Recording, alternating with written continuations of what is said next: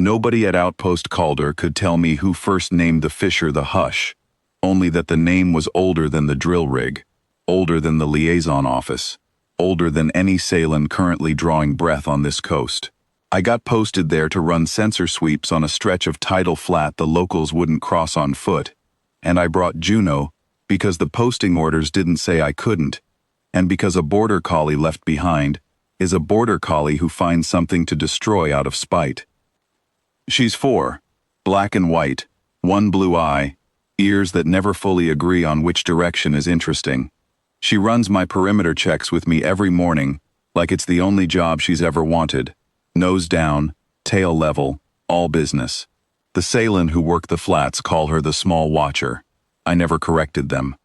The fisher itself is unremarkable to look at. A crack in wet basalt maybe 8 meters long, glowing a low green gold along its seam, warm enough to fog a visor if you crouch too close. My job was to log the light's intensity twice a day and flag anything that changed. Simple, mechanical. The kind of assignment they hand a marine handler when the real reason, 3 fishermen dead of chemical burns over the last 2 seasons, cause never confirmed, hasn't been solved, and probably won't be solved by me. The Sailan have their own explanation, and they don't offer it twice. The Hush wakes when it's frightened, they say, and it can tell fear by the shape of the noise around it. Panic sets it off. Calm keeps it asleep. I logged that as folklore in my first week's report. I want that on record, because I was wrong, and I'd rather be honest about it than clever. Before the tremor, my days ran the same shape every time. Sunrise sweep, midday sweep, evening sweep, Juno pacing the tide line ahead of me while I logged numbers that never moved. The processing crew kept their distance from the flat itself, but not from us. Vethra's people brought Juno scraps of dried fish she wasn't supposed to have, called her the small watcher without a trace of irony, and asked me, more than once, whether Earth kept animals specifically for standing near dangerous ground. I told them we mostly kept them for chewing furniture. Vethra didn't seem to believe me. I don't think she was wrong not to. I'd read the incident file on the 3 dead fishermen before I ever set foot on the flat. Burns consistent with sustained radiant exposure, no blast pattern, bodies found within a few meters of each other, and nothing else.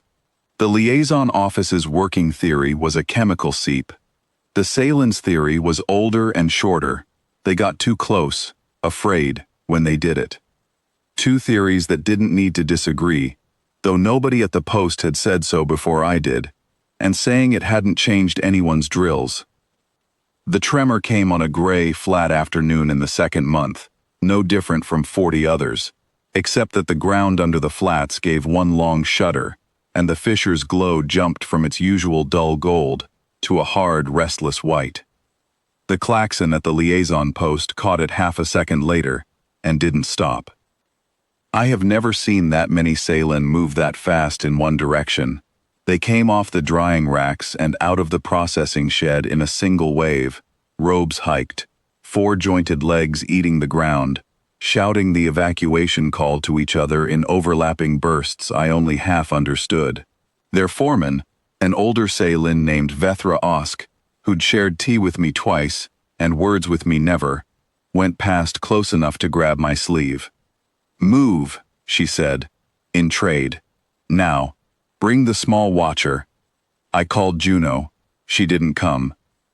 She was sitting at the edge of the flat, maybe 6 meters from the crack, exactly where she'd been standing a breath before the tremor hit. Except now she was sitting, haunches down, spine straight, ears up, watching the white light the way she watches sheep she hasn't decided are a problem yet. Not backing away, not barking, just sitting, dead still, tail laid flat and quiet against the wet stone. "Juno, come." I said it the way I say it on a real job, not a walk. She glanced at me, one flick of the blue eye, and went back to watching the fisher. Vethra had stopped 10 meters back, and half her crew with her, which I understood later was its own kind of miracle, because nobody stops during an evacuation of the Hush, not for anything. I went after the dog instead, because that's the job, Low and fast, the way you're trained to move toward an animal that might bolt the wrong direction, and I got within arm's reach before I understood she wasn't going to bolt anywhere. She wasn't tense. Her weight was settled, her breathing slow and even, the same posture she takes at the end of a long day, when the last chore's done, and there's nothing left to herd. The light off the fissure was climbing, throwing hard shadows across the wet rock, and every Salen behind me had gone silent in a way that felt heavier than the shouting had.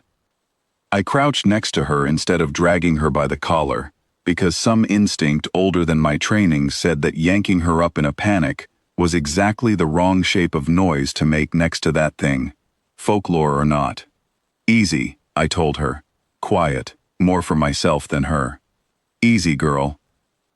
She leaned into my shoulder, the way she does at the end of the day, and didn't look away from the light. The white glow held for maybe 40 seconds, the longest 40 seconds I've logged in any report, then began, slowly, to fold back down toward its ordinary gold. No flare, no lash of heat across the flat, just a long exhale of light, dimming, until the fissure sat there looking exactly as unremarkable as it had that morning. Vethra came forward first, which nobody else did until she moved. She stood over us for a long moment, looking at the two of us crouched calm at the edge of the thing her whole coast had spent generations running from. And then she said something to her crew in their own tongue that made 3 of the younger ones actually kneel. "You didn't run," she said to me afterward, once the klaxon had cut out, and the flat had gone back to its gray, ordinary quiet. "She didn't run," I said. "I just didn't want to be the one who dragged her." Vethra looked at Juno, a long moment. "The way you look at something you're recalculating. The old right," she said. "Before there were rigs, before there were sensors. It was this. Not a ritual, not a chant. A creature that would not run, sitting where the fear was, until the fear passed. We forgot the shape of it. We only kept the running." I didn't have folklore to offer back, so I told her what I actually believed, which is that whatever lives or reacts down in that fissure reads vibration and noise the way a spooked animal reads it, and a stampede of 40 Salen at full evacuation speed is, acoustically, the loudest and most frightened sound a coastline can make. A dog sitting still, breathing slow, radiating nothing but boredom, is the quietest thing for 10 kilometers. I don't know if that's the whole answer. I know it's closer to one than folklore was. They revised the evacuation protocol inside a week. Not to stop running. Old fear doesn't unlearn that fast, and I wouldn't ask it to. But to leave one calm thing behind at the edge, deliberately, the way you'd leave a light on. Vethra's crew started bringing an old patarl, some kind of Salen herd animal, bred for placidity, to sit where Juno had sat. On the shifts I wasn't rostered. It worked about as well as she did, not because it was special, because it wasn't afraid, and the hush, whatever it actually is down there, seems to only ever ask that one question of anything standing near it. The liaison office wanted a fuller report then. The dog sat down and it stopped. I gave them what I had. Intensity readings before, during, and after, and a note that the chemical seep theory and the fear theory were probably describing the same mechanism from 2 different vocabularies. Nobody above me loved that answer. It didn't give them a fence to build or a switch to flip. It just gave them a standing order. Leave something calm at the edge, always, and a strange thing to build that order out of.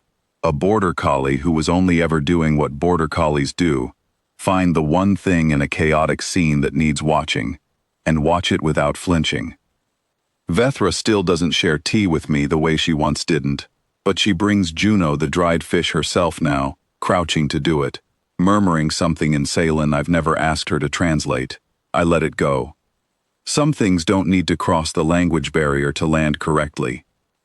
Juno still runs my perimeter checks every morning, nose down, tail level, all business, same as always. She hasn't sat at the fissure's edge again. There's been no tremor since, and she's not the type to invent a job that isn't there. But some evenings, walking the flat at the end of a long shift, she'll slow near that crack in the rock, sniff once at the warm air coming off it, and keep walking, unbothered, like a dog checking that a familiar gate is still shut. I never did put folklore in another report. I put down what I could measure and left the rest where it belonged. Quiet, at the edge of the light, waiting to see if anyone would run.